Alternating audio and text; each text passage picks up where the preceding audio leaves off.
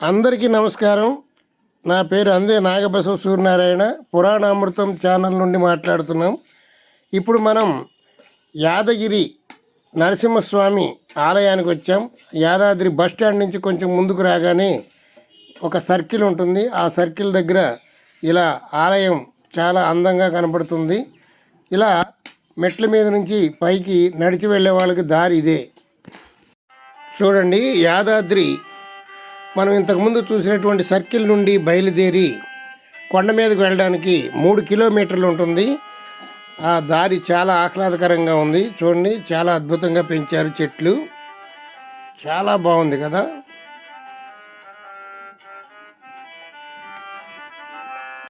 దారంతా చూడండి, చాలా ఆహ్లాదకరంగా ఉంటుంది. చక్కగా మొక్కలను బ్రహ్మాండంగా పెంచారు. అందంగా ఉంది రూటు. ఇలా వెళ్తూ ఉంటే చాలా బాగుంది కదా. ఆ దూరంగా కొనబడుతున్నటువంటి కొండలు కూడా చాలా అందంగా ఉన్నాయి.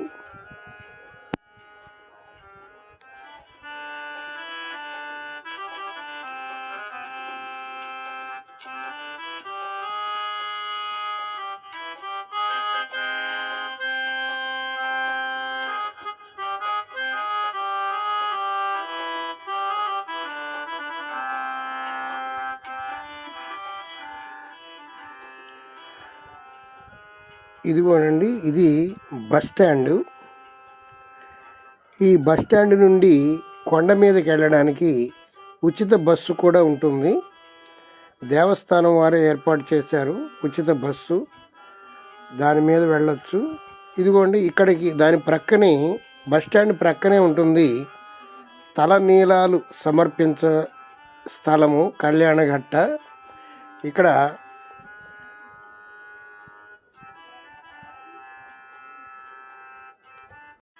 ఇక్కడే తలనీలాలు సమర్పించి స్వామివారికి భక్తితో నమస్కరించి ఎదురుగుండా ఉన్నటువంటి పుష్కరిణిలో స్నానం చేసినట్లయితే సర్వ పాపాలను ఆ నరసింహస్వామి పోగొడతాడు అని భక్తుల నమ్మకం. అదేనండి పుష్కరిణి. మనకి ఎదురుగుండా కనపడేటువంటిది పుష్కరిణి. చూద్దాం రండి. ఇదేనండి స్వామివారి పుష్కరిణి. అక్కడ వెనక తలనీలాలు సమర్పించిన తరువాత ఇక్కడికి వచ్చి పవిత్రమైనటువంటి పుష్కరిణిలో స్నానం చేయాలి. స్నానం చేసేటప్పుడు కొన్ని జాగ్రత్తలు మనం తీసుకోవాలి. పుష్కరిణి అంటే పుణ్యమైనటువంటి గంగామాత అని అర్థం. ఇక్కడ స్నానం చేసేటప్పుడు సబ్బులు కానీ షాంపూలు కానీ ఏ విధమైనటువంటి క్రీములు కానీ ఉపయోగించకూడదు. ఈ పుష్కరిణి చాలా పవిత్రమైనది కాబట్టి, మన పాపాలను పోగొట్టేటువంటిది కాబట్టి దానిని పవిత్రంగా ఉంచవలసినటువంటి అవసరం ఎంతైనా ఉన్నది. ఈ పుష్కరిణిలో మునిగినట్లయితే మన యొక్క పాపాలన్నీ పటాపంచలవుతాయి. ఆ తరువాత మనం స్వామివారిని నమస్కరించుకోవడానికి కొండ మీదకి ప్రయాణమై వెళ్ళాలి. ఈ పక్కనే ఉన్నటువంటి బస్ స్టాండ్లో మనం నిలబడినట్లయితే అక్కడికి ఉచితమైనటువంటి బస్సు వస్తుంది. ఆ బస్సు ఎక్కి మరలా ఒక 2 కిలోమీటర్లు ప్రయాణం చేస్తే స్వామివారి సన్నిధికి చేరుతాం. ఈ వెళ్ళేటువంటి రూట్ కూడా చాలా బాగుంటుంది. చాలా అందంగా ఉన్నది. రండి, బస్ స్టాండ్కి వెళ్ళి బస్సు ఎక్కుదాం. యాదగిరిగుట్ట స్వామివారి పుష్కరిణి యందు చూడండి ఎంత అందంగా ఉందో. వాటర్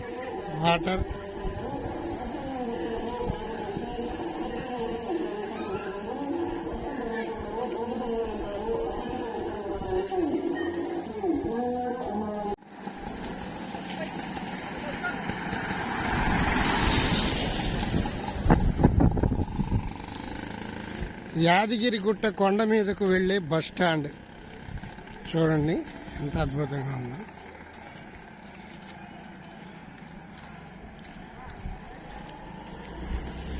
ఇక్కడి నుంచి కొండ మీదకు ఫ్రీ బస్సు ఉంటుంది. చాలా బాగా రూట్ బాగా వేశారు, చాలా గొప్పగా కట్టారు. ఆ కొండ మీదకి వెళ్ళే రూటు.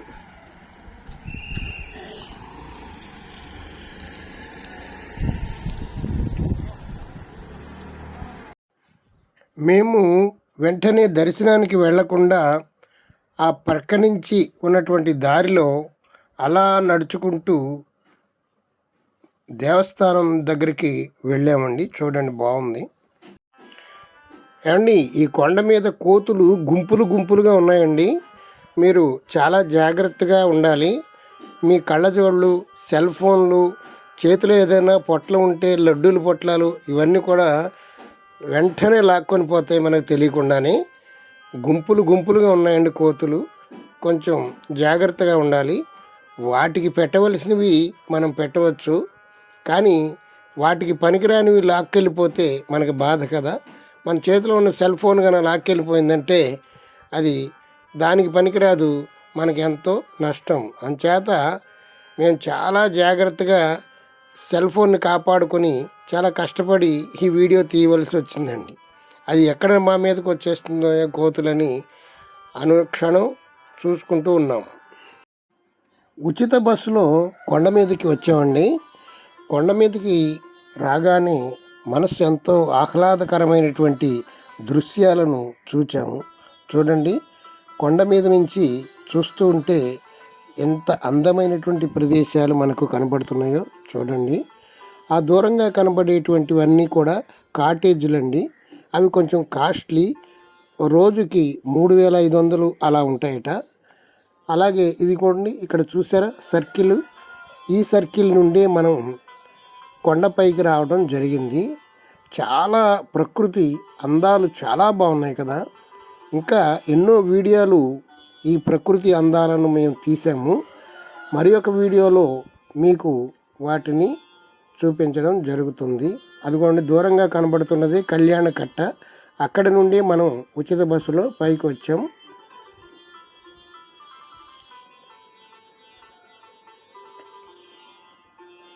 అదిగోండి, ఆ రూట్ కనబడుతుంది కదా స్తంభాలతోటి, అదే పైకి వచ్చేటువంటి రూటు.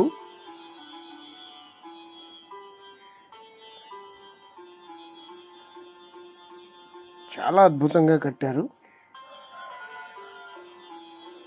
చాలా బాగా డెవలప్ చేశారు. చూడండి, పార్కులు ఎంత బాగున్నాయో. డ్రోన్ షాట్ తీసినట్టు ఉంది కదా. మరిన్ని ప్రకృతి అందాలు మరి ఒక వీడియోలో మీకు చూపిస్తాం. అది హెలిప్యాడ్. ముఖ్యమంత్రులు ఎవరైనా పెద్దవాళ్ళు వచ్చినప్పుడు దిగటానికి, హెలికాప్టర్లు దిగటానికి హెలిప్యాడ్లు కూడా ఇక్కడ నిర్మించారు.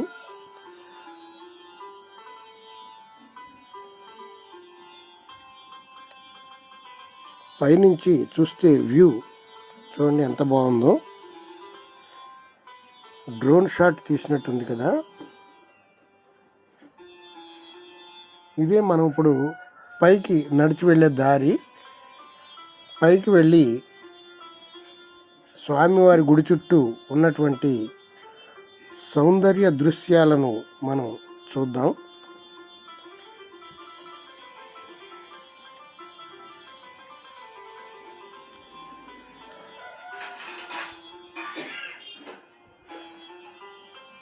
చూడండి, ఆ వంతెన కనపడుతుంది, అదే పైకి వచ్చేది.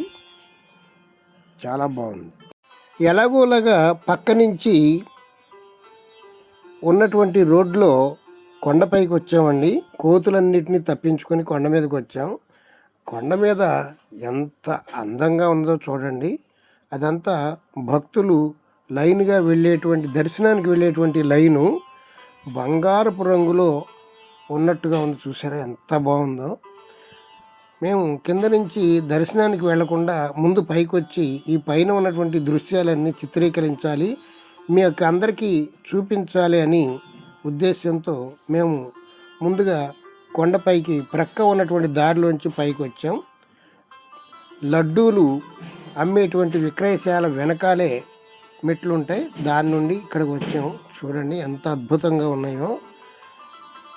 ఇంతకుముందు ఒకసారి వెళ్ళాము, ఇవన్నీ చూచి చాలా ఆనందంగా ఉంది అనిపించింది. కానీ కెమెరా మనకి మొట్టమొదటిలోనే మనకి సెల్ ఫోన్ తీసుకుంటారు కాబట్టి ఇవన్నీ చిత్రీకరించలేకపోయాం. ఇక్కడ కూడా కెమెరాలు మన సెల్ ఫోన్లు భద్రపరుచుకునేటువంటి సదుపాయం ఇక్కడ కూడా ఉన్నదండి. చూడండి ఎంత బాగుందో. పెద్ద టీవీ కూడా ఏర్పాటు చేశారు. శ్రీ స్వామివారి అఖండ దీపారాధన చూడండి, చాలా బాగుంది.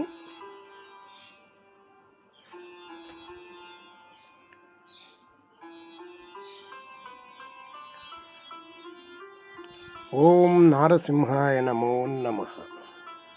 లక్ష్మీ నారసింహాయ నమో నమః.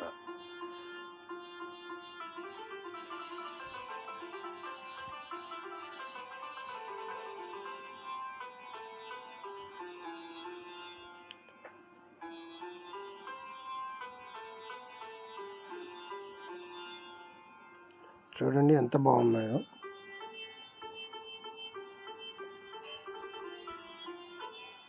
ఇదే రంగస్థలము.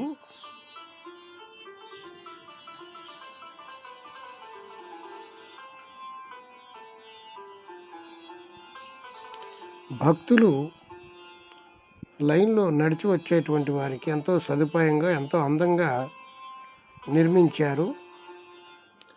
ఇలా లోనికి వెళితే ఇది విఐపి దర్శనం ద్వారం. ఇలా లోనికి వెళితే స్వామివారిని దర్శించవచ్చు. లోపలికి కెమెరా అలౌ లేదు.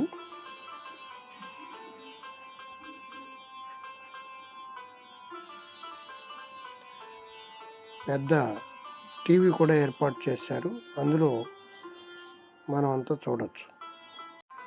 వీరు సుబ్బారావు గారని గుంటూరు వాస్తవ్యులు. మాకు ఇక్కడే పరిచయం అయ్యారండి. ఎంతో మంచి వ్యక్తి.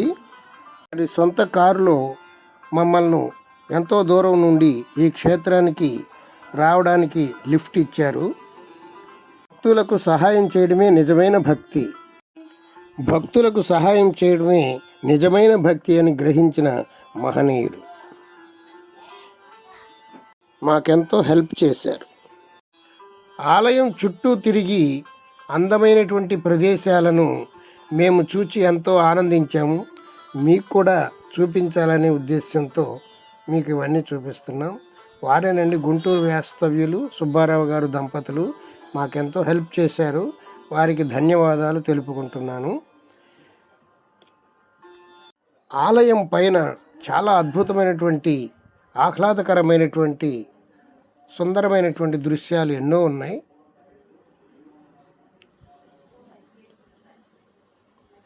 శ్రీ లక్ష్మీ నరసింహస్వామి ఎంతో గొప్ప దైవం.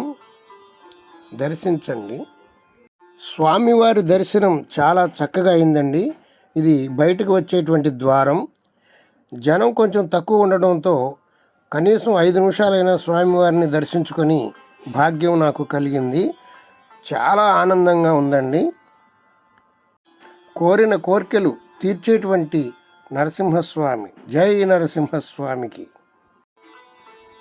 ప్రతిరోజు ఎన్నో వేల మంది భక్తులు వచ్చి ఈ స్వామివారిని దర్శించుకొని స్వామివారి అనుగ్రహాన్ని పొందుతున్నారు. చాలా ప్రసిద్ధమైనటువంటి క్షేత్రం.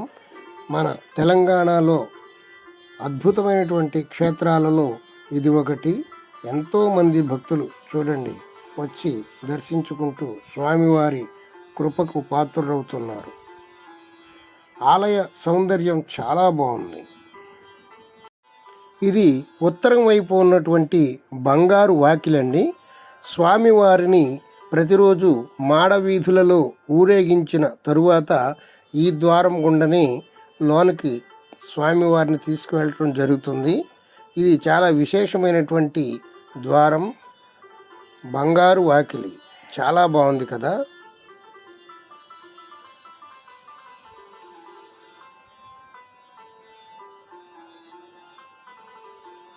ఈ ఆలయ సౌందర్యం ఇంతని వర్ణించలేం. చాలా బాగుందండి. లక్ష్మీ నారసింహాయ నమః.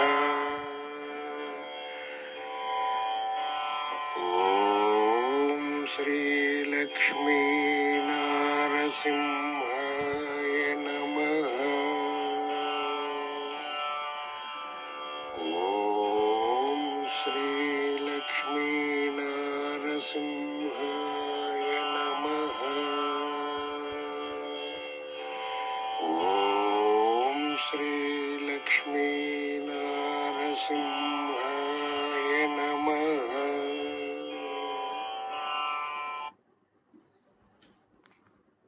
సింహాయ నమః.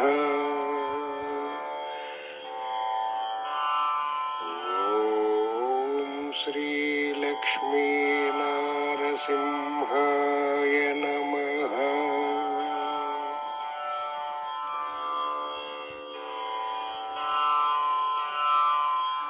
ఓం శ్రీలక్ష్మీ నారసింహాయ నమః. ఈ వీడియో మీకు నచ్చినట్లయితే మా పురాణ అమృతం ఛానల్ని సబ్స్క్రైబ్ చేసుకోండి, లైక్ చేయండి, మీ బంధువులకు షేర్ చేయండి. ఇంటి వద్దనే ఉండి మీ ఆలయాలను చూచినవి కళ్ళకు కట్టినట్లుగా మళ్ళీ చూచేటువంటి అవకాశాన్ని మీ బంధువులకు కల్పించండి. దేవాలయాలలోని ప్రతి అంశాన్ని చూపించడం మా ధర్మం. చూడండి. నమస్తే.